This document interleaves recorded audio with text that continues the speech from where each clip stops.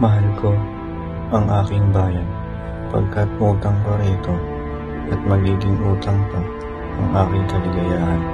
Marami akong dapat paniwalaan sa Diyos, sapagkat nawalan ako ng pananalig sa tao. Ang bansa ay may malalang sakit. Upang malunasan, kailangan ng isang makakapasong gamot.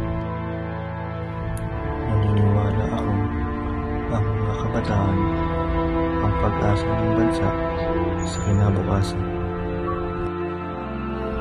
Hindi may tatama ng isa pang kamalian ang kamalian.